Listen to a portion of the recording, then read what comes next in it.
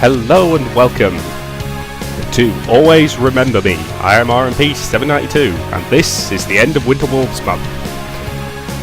Right, so why am I playing this one? Felt like it. No particular reason beyond that. This song's gonna get stuck in my head, isn't it? Yeah, if that happens I'm going to kill someone. So, my knowledge of this one going in is pretty limited. I deliberately stayed away from Steam reviews and things like that, so I have no idea if it's actually any good. But, yeah, let's give it a go. Yes, let's show the tutorial. This song is going to start pissing me off sooner or later, isn't it? There we go, turn it down a bit.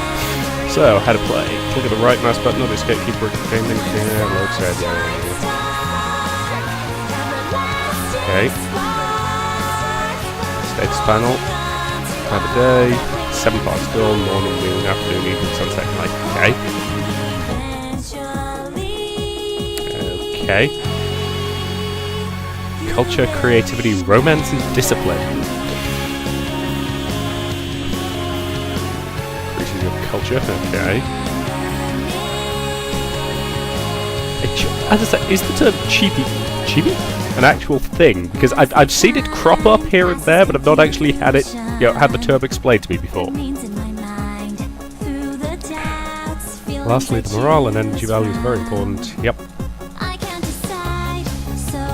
Okay. Incidentally, anyone who saw the Spirited Heart Let's Play will know that I was ill while recording parts of that, and I bloody still am, and it's still annoying me. So if my voice gets a wee bit croaky or I have to sniff or anything like that, my apologies in advance. Okay. It has 8 different romance endings and 1 solo ending. Okay, 4 notable characters, 2 endings, a normal ending and a special ending.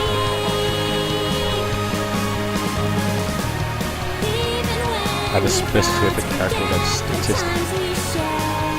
Okay. I'm assuming I can double check what these are later once I actually know who these people are and I can decide which one I want to go after because, otherwise that would suck. Let's play on normal. Standard intro.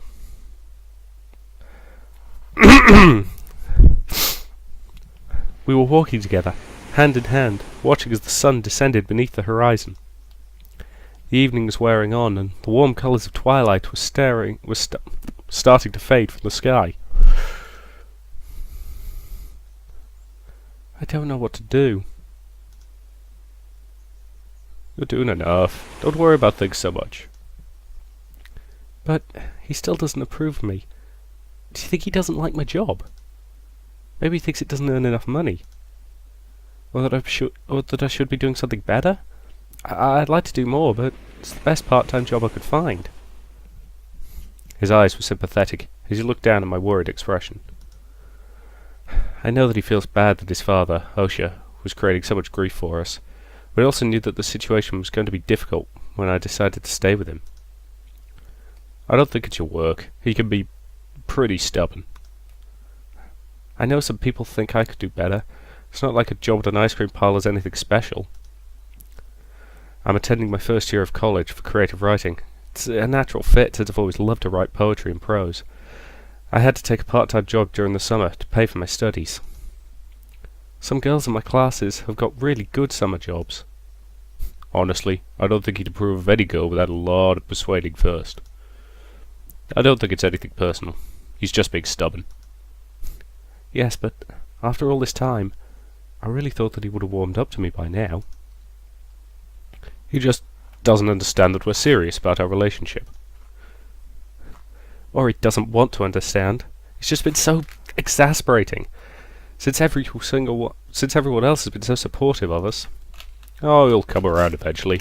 It's just a matter of time. I hope so. I just wish he wouldn't object almost every time he finds out we're going on a date. I know, but it'll get better soon, I promise. We reached the staircase that led back to the boardwalk and parking lot. Even over the sand dunes, I could see where Aaron's motorcycle was parked. We were about to ascend the stairs when he stopped and turned around to face me. He took my other hand on his and leaned down, gently kissing me on the lips. Ah, and that's sweet. I couldn't help but smile slightly, feeling my anxiety melt away. Don't look so worried all the time, okay? You're much more beautiful when you're smiling, Amy. I returned the smile and leaned up to kiss him again. Oh, you're such a romantic. Oh, you make it sound like a bad thing. We both laughed as we ascended the stairs, still hand in hand. This is definitely how it should be. I always feel so safe with him at my side.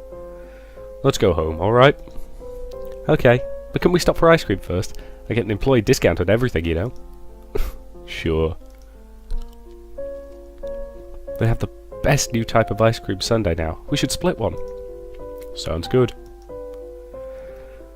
My smile grew brighter, and pleasant thoughts passed through my mind. He mounted his motorcycle, and I sat on the back, wrapping my arms around his middle and holding on tightly. Wear a goddamn helmet, idiots! I'm sorry, I sort of get the motorbike thing. It's not... I can't drive a bike myself, but I can understand the appeal. But for Pete's sake, wear helmets. I rested my head against his broad shoulders and let a contented sigh escape my lips as the engine started up. The sun disappeared beneath the horizon, and the darkness of night began to overtake the sky. We sped out of the parking lot in less than a minute, and onto the nearby empty road that led back into town. The trees blurred as we flew off down the road. We were only driving for a short while before a strange feeling of foreboding settled over me. I shivered involuntarily, despite the warm temperature, and squeezed Aaron tightly, watching as it got darker and darker on the one-way road. I was thinking of what to make us for breakfast in the morning when we reached an intersection. We waited patiently for the light to change colour, and when the green circle let off its artificial glow, Aaron resumed driving. We just entered the intersection, when very suddenly I heard it. What? I looked up, eyes wide with confusion, to see another car barreling down the road, swerving back and forth as it approached us. Aaron tried to steer away from the oncoming vehicle, but there was no hope of evasion. The car made no attempt to brake as it passed through the red light and collided with us. All I remembered before the hellacious sound of the crash and losing consciousness was Aaron turning the motorcycle to try and protect me from being directly hit. And that's the other problem with bikes. If you get hit, it's gonna be bad. When I opened my eyes, the brightness of the lights above me was almost blinding. Though I had never spent very much time in a hospital, I recognised the scent of disinfectant and various other cleaners to be similar to the one that smelled in a doctor's office. Where am I? It took me another moment of waiting for my eyes to adjust to the bright lights before I remembered what had happened. My eyes widened in horror at the vividness of the memory. Aaron! I sat up abruptly, feeling a dull ache when I moved. A nurse, out in the hallway, heard my sudden cry and quickly hurried inside my room. Please, miss, lay back down. You weren't seriously injured in the crash, but we would like you to rest before you decide if you're ready to be released. I'll be looking after you until the time comes. Your injuries are minimal, only minor bruising, but we can't let you leave just yet. We were in a car accident, right? That's correct. Please, lay back down. We're glad to see you're conscious, but the rest is imperative. I reluctantly laid back down, and I was completely awake, and not letting the woman leave before I heard a proper explanation. Can you tell me what happened? What about the man who was with me, Aaron? Is he okay? The nurse's expression seemed to darken slightly when I mentioned him, which made me worry even more. What happened? I have to know. I'm not fully aware of the situation. I need to call Dr. Rayner. He can explain everything to you. I waited impatiently, dissatisfied with the nurse's quick departure. It only took a few moments for a handsome young man in a doctor's uniform to enter the room. I was surprised to see that he wasn't all that much older than Aaron and I, most likely a fresh graduate out of medical school. Good evening, Amy. I'm glad to see you're awake. My name's Eddie Rayner. but you can call me Eddie," the man said with a warm smile, revealing perfectly white teeth. Yes, good evening. What time is it? Is it still Saturday? Actually, it's technically Sunday. It's 3 in the morning. I'd be happy to answer your questions, but you should probably get back to bed soon. I'm not doing anything until I find out what happened to Aaron. The young doctor's smile faded, his reaction much like the nurse's. Unable to hold back my growing worry, I found myself starting to yell as tears gathered in my eyes. I have to know what happened to him, please. Is he all right? Eddie stood up and nodded towards the door, motioning for me to follow. I felt my heart sink, then began to fill with cold and dread. He noticed the fear in my expression, and gave me a brief explanation. I'd rather show you his current condition, but I assure you he's fine, and his life is in no danger.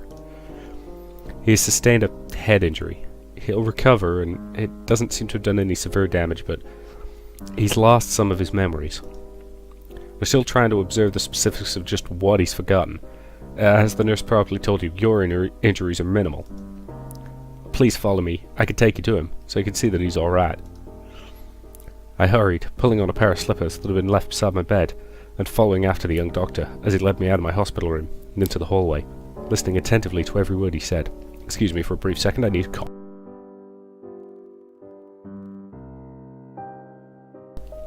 Sorry about that. I muted the mic for a second because you did not want to hear that noise.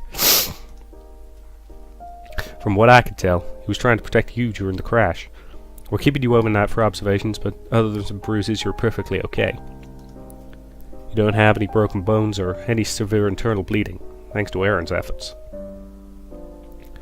I felt my heart wrench as I followed him through the hallways. He wasn't walking very quickly, apparently conscious of how tired I felt. Aaron. From what we can tell, Aaron is suffering from amnesia. He still retains long-term memories, but recent ones from the past few years are hazy or non-existent. He's quite a bit confused at the moment, so we want to be sure not to cause any unnecessary emotional stress. We need him to regain his memory on his own, but it'll be in slow steps. I see. This is my studio. I know there's a lot to take in, so please feel free to ask me any questions you might have. He still remembers his family, but he doesn't seem to recall anything from recent years. You mean he doesn't remember me? I'm sorry. We asked him about having a girlfriend, but doesn't seem to remember anyone by the name of Amy. I felt the tears I'd been determined not to cry welling up again, ready to fall. I see. We walked through a doorway and into a room with a glass window that let me see into Aaron's room. I'm sorry to ask this of you, but since we don't want to cause any grief to aggravate his condition, I must ask that you don't meet him yet. He's very confused and he needs rest. I understand. I remained there for a long time, watching him and letting tears silently slip down my cheeks as 2 nurses spoke to Aaron, who wore a perplexed expression. How could you forget all about me? You can now move between locations. Okay, so for now I can only go home. So various places, luxurious restaurant, a trendy disco pub. Disco pub. Disco pub. Oh, Jesus Christ. The gym. Dance library. Ice cream parlour. That appears to be and the hospital. Okay, so the only place I can go at the moment is home.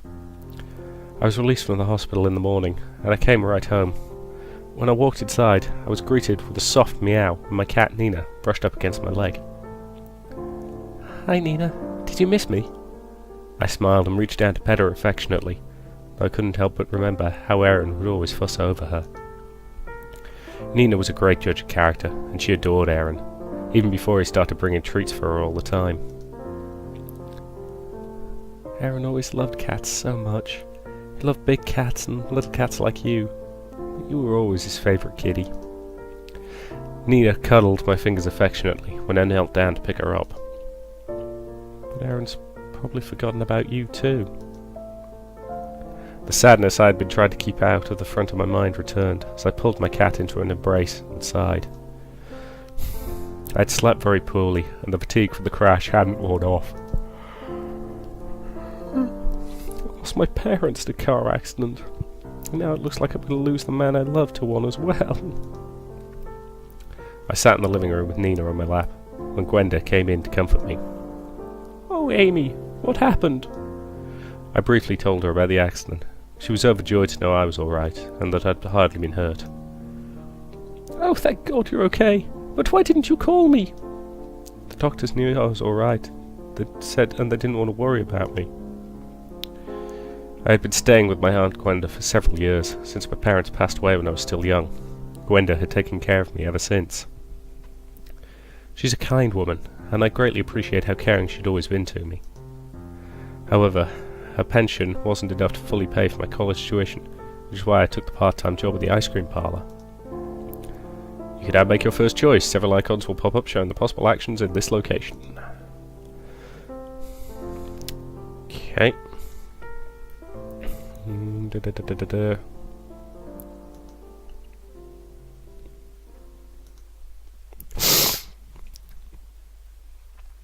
So, success, morale up and some stats up, read an old book,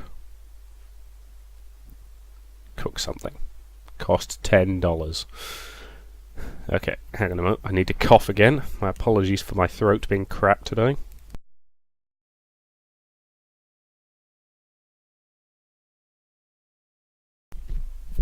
There we go. This cold is really starting to tick me off. Right, let us...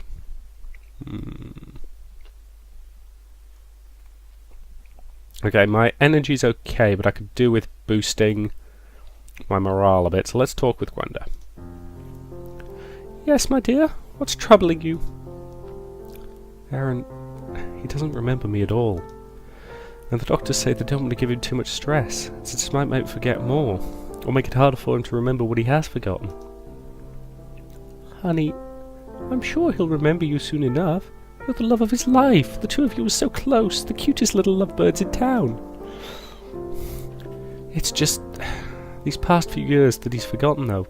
What if he doesn't recover?" "Well, then you'll just make him love you again." "Really? You think that would work?" "I'm so afraid we might never be together again. We have so many precious memories, and to think that he doesn't remember any of them." I couldn't help but shudder at the thought. "You'll be able to do it. In the absolute worst case scenario, you'll just have to start from square one again. Even if his mind doesn't recall the memories you share, his heart will still love you. Not even amnesia could erase that." "You're right. Thank you, Auntie. I feel a bit better now." Of course. That's what family is for." Yeah!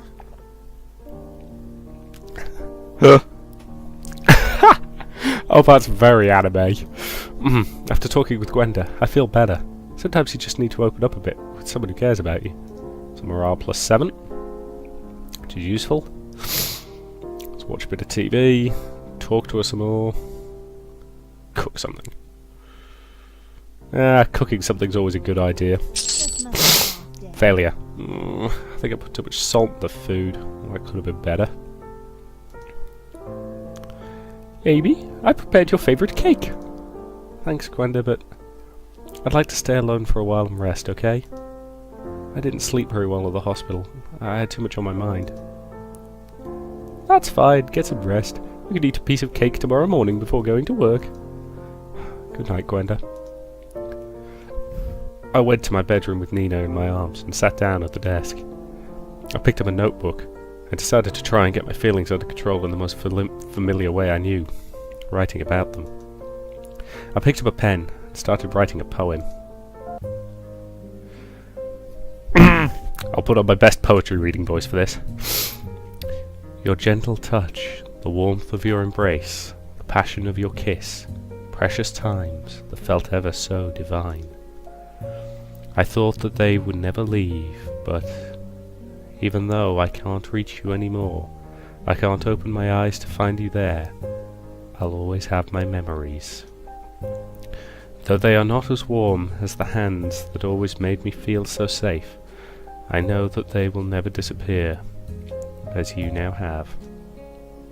My beloved, my heart is forever yours, even if you're lost, beyond where my trembling voice can reach you.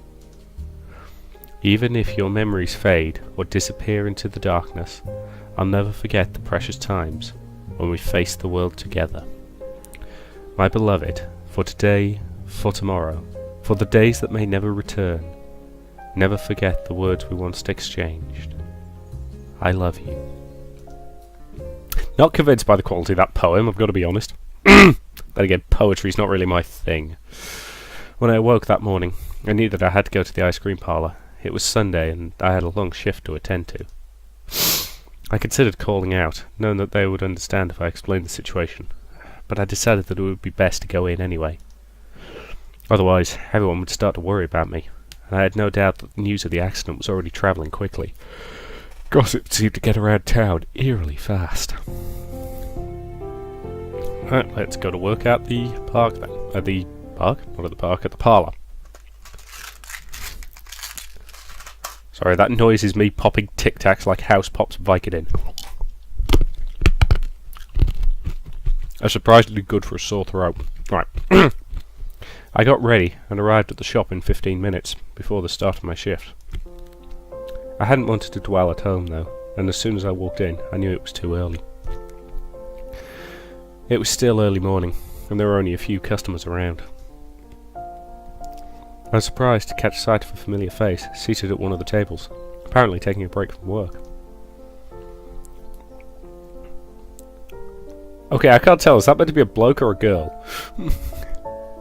That's kind of one of the problems with the anime art style, is that blokes tend to look very feminine, which is not necessarily a bad thing, but if you also give them a very feminine haircut, it makes it tricky for me to tell.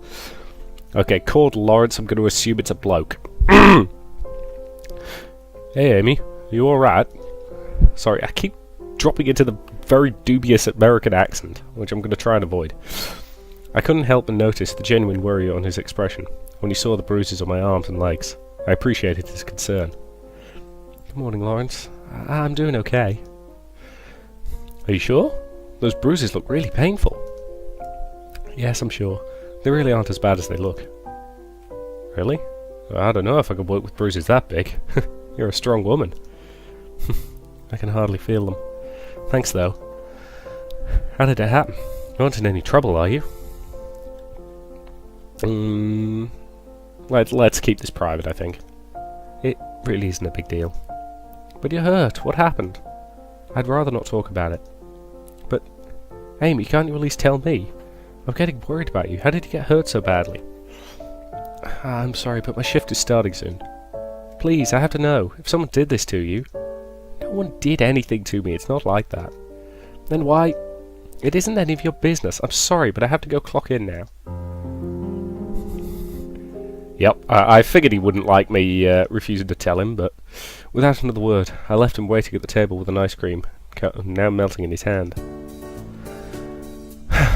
During the summer, Amy works part-time from morning to noon, from Monday to Friday, as a waitress in an ice cream parlour, owned by an old friend of Gwenda's. She gets paid only with tips, usually around $5 each turn. Being kind to the customers will earn her more money, so depending on her mood, she can earn more. There are good and bad days, but in general, working will always lower her energy by an amount, and morale by a small amount. This energy can be restored in several ways. Some are drinking or eating, relaxing or taking a nap at home, and at the end of every day when you get into bed. There are other ways to gain both energy and morale, and also improve Amy's stats, but discovering them is part of the fun of playing the game. Now with the work day will start, and you'll see the results. If this is the first week goes bad, don't worry. This is normal, since Amy's morale is very low because of what's just happened. Wasn't in the right mood to be kind to the customers, so that's sucking my morale even more. Wasn't expecting this. I do like some of the little cute artwork things, they are quite nice. At noon, your regular shift is over, but you can come in here again and decide to do overtime if you have enough morale or energy until the evening. You also come back here at any time to perform other actions, like talking with Lawrence, who works here full-time every day till evening, or get no screen for yourself. Remember though, that doing overtime is a very stressing action, and if your morale is low, it's a really bad idea. Oh, I still feel weak. It'll be better if I go back home now. I don't think they'd allow me to see Aaron yet anyway.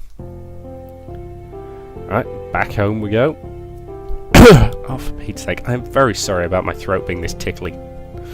If it helps, it's annoying me as much as it will be anyone listening. When I got home after work, I found the house empty. Well, except for my cat Nina. Nina and I went up to my room, and I turned the computer on to check my email. Mostly to see if there was any news from Aaron's family, or the hospital. I knew it was rather unlikely to have more correspondence from them so soon, but I couldn't help but hold on to the hope that there would be something new. I sat down at my desk and looked around my inbox, scanning the titles and senders of new and unread messages. I frowned when I saw that there was nothing new from Eddie, or anyone else from the hospital crew. Nothing good. Too bad. I decided to do some research on amnesia. It took a while before I found anything interesting, but after a bit of searching around, I found the following explanations about the basics of amnesia. Amnesia is a condition in which memory is disturbed or lost completely. People can forget about things they did, or they will simply fail to remember the things they are currently doing in the near future. I kept reading, but only got confused from the more complicated medical terms. It was distracting from my reading when a small notification box saying I had a new email popped up. You have one new inbox message. I clicked it, a bit absent-mindedly, since the address was unknown. Oh, maybe I shouldn't open it. Could be a virus or spam. Nina hopped up onto the desk and meowed rather loudly. Well, I suppose it wouldn't hurt to see what it is, right, Nina? I opened the email, eyeing the unknown address warily. The message was simple and written in plain black text. Hi there, Amy. I hear you're quite the poet. I'd love to read more of your work, but you don't really share it with anyone, do you? I'm a big fan, your secret admirer, as the saying goes. Keep writing, girl. I'm just going to ignore the message. I shook my head slightly and clicked back into the inbox, deciding to ignore the unusual message. I was about to check my book review blog when the computer shut down. I tried to restart it several times, but nothing happened. My computer just had to break at a time like this. For a moment, I thought it might have been a virus from the mysterious email, but then I realised that was silly. The computer wouldn't even turn on, so the failure was clearly in the hardware. Nina, still spinning on my desk, gave me a puzzled look. Great. Now I won't be able to check my email or blog from home anymore. God, this is hammering my morale into the ground. Oh, I must go to sleep now. Tomorrow I'll have to work.